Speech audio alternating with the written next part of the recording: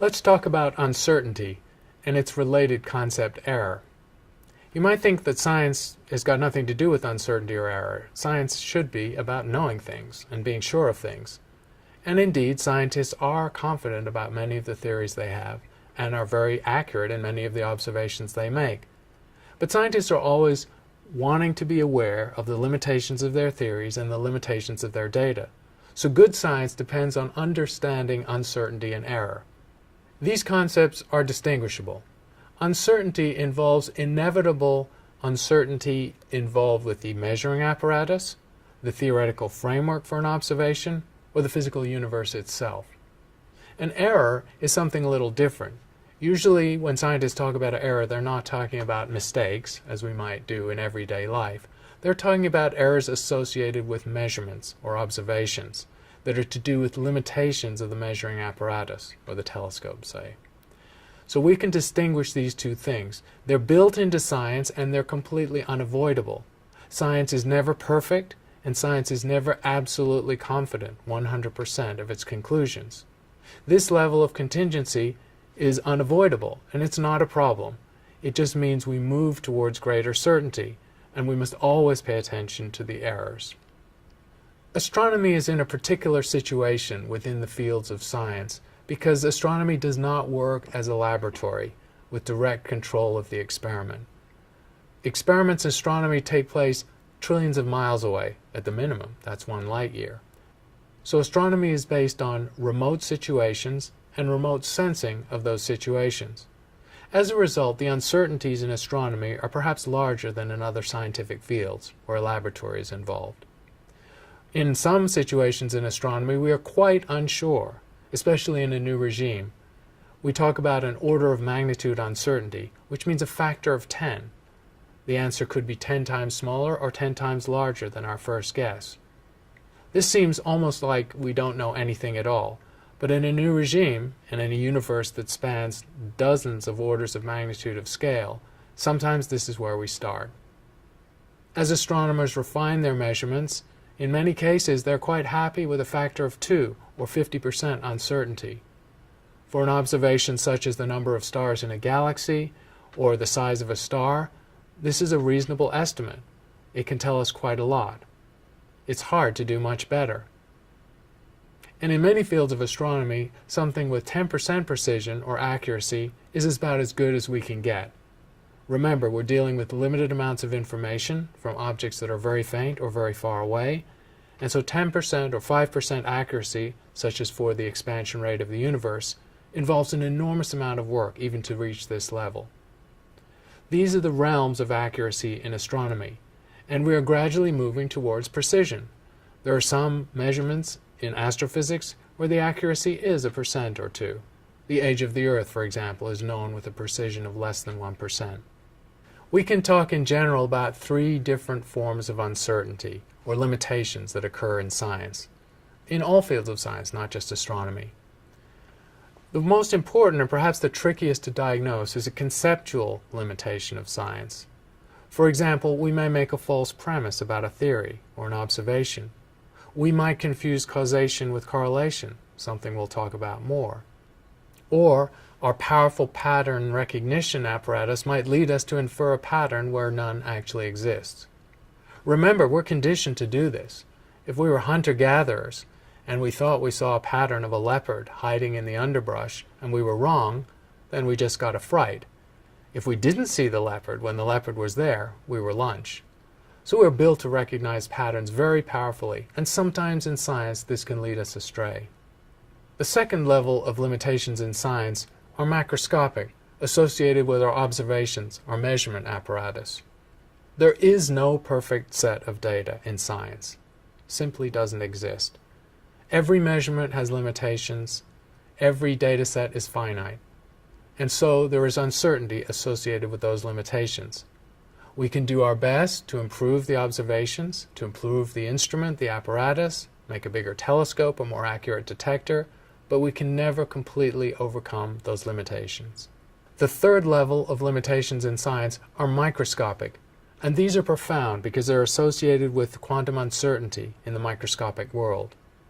About 100 years ago, innovations in physics led to an awareness that there was a fundamental imprecision with which we can measure the physical world of subatomic particles. This limitation has nothing to do with our measuring apparatus. No amount of ingenuity or money can overcome this limitation. It's built into the quantum nature of reality, and so it forms a profound limitation on our knowledge of the microscopic world. But when we're dealing with large macroscopic objects, of humans, and objects that contain trillions and trillions of atoms, these uncertainties become insignificant. The quantum uncertainty, in particular, is a very strange beast, and physicists continue to debate, 100 years after these theories were invented, what their philosophical implication is. Einstein, for example, was extremely uncomfortable with these limitations in nature, these absolute obstacles to our understanding, and he thought it was just a matter of ingenuity before we developed a deeper theory that could explain everything. At the moment, we think Einstein was wrong on this matter, and there is no perfect theory of nature at the subatomic level. It upset Einstein very much, all that damned quantum jumping. It spoiled his idea of God, which I tell you frankly is the only idea of Einstein's I never understood. He believed in the same God as Newton, causality, nothing without a reason, but now one thing led to another until causality was dead. Quantum mechanics made everything, finally, random. A thing could be this way or that way. The mathematics deny certainty, they reveal only probability and chance. And Einstein couldn't believe in a God who threw dice. He should have come to me. I would have told him. Listen, Albert, he threw you. Look around. He never stopped. Some principles in science are so foundational that we rarely think about them or question them. Even working scientists are rarely questioning these ideas. One of the most important for astronomy is causality, the idea that effects have causes, that nothing happens for no reason. This sounds simple, but it's very important. We have to operate as if causality applies. If causality doesn't apply, then effects could happen before their causes, which clearly makes no logical sense. But this is a foundational principle because in every situation in astrophysics that we've encountered, when we observe a phenomenon, we imagine that there is a cause of that phenomenon, that nothing occurs without a reason. And so far, that's been validated. Determinism is the idea in philosophy for this concept, and it applies in everyday life too. Let me tell you a story. Imagine you get up in the morning and your car doesn't start. You check your car. There's nothing wrong. The key isn't broken. There's no wires under the dash that are disconnected.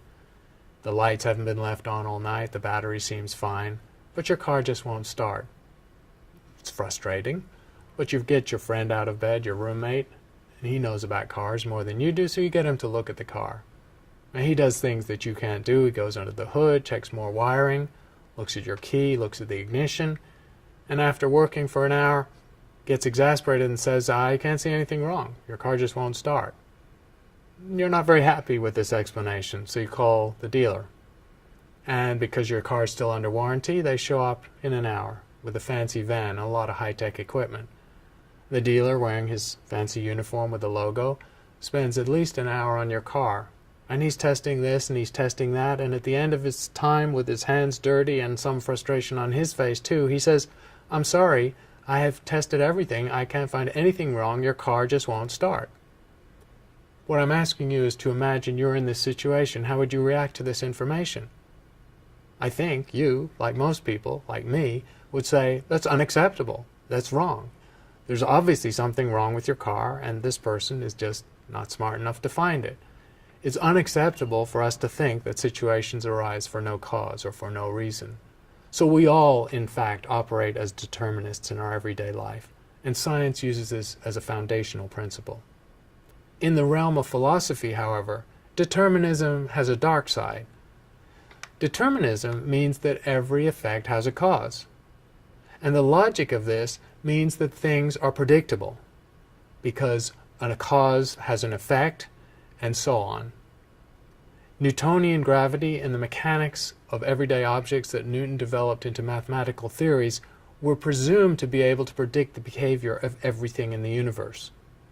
So mechanical or mathematical determinism is an idea that came about in the 17th century. The idea that we live in a clockwork universe, where if we could calculate the theory of gravity or the theories of atoms accurately enough, we could predict with perfect precision the behaviors of those atoms or of the universe as a whole.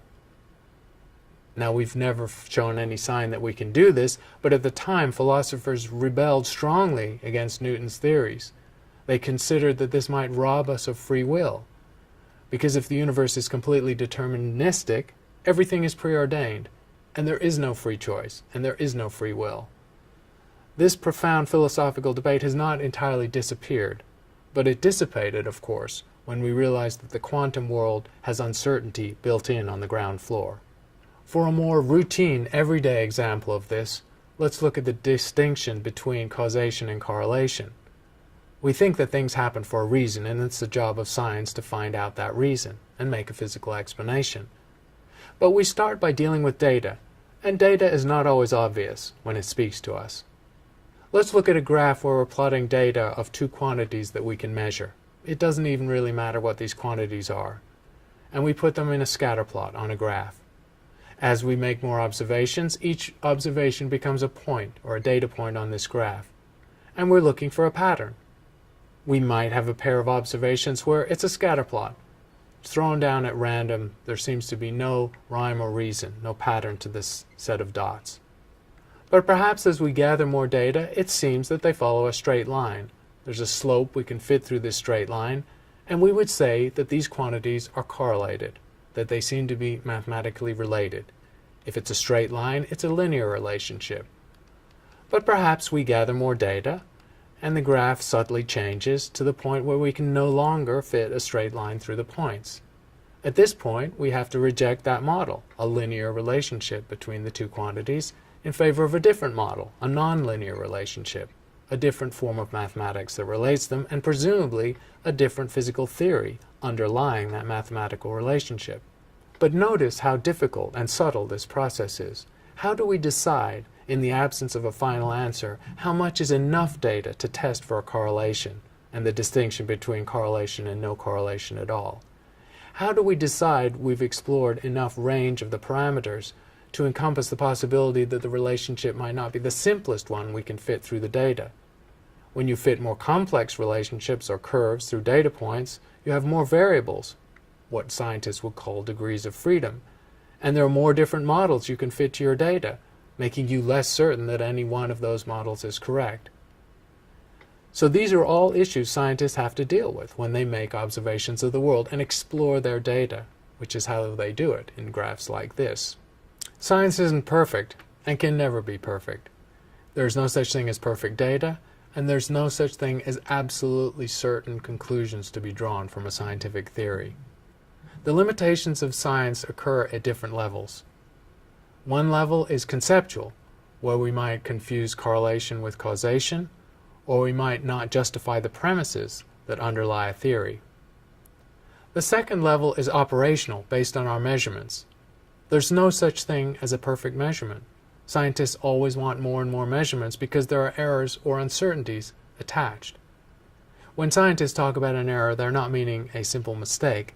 They're talking about a limitation of the observation based on the measurement apparatus itself. This is true whether it's in the lab or using a telescope. The final level of uncertainty is a floor of uncertainty applied by the quantum theory as it applies to individual atoms. In most aspects of astronomy, we're dealing with such large objects and such large number of atoms that these quantum uncertainties don't apply.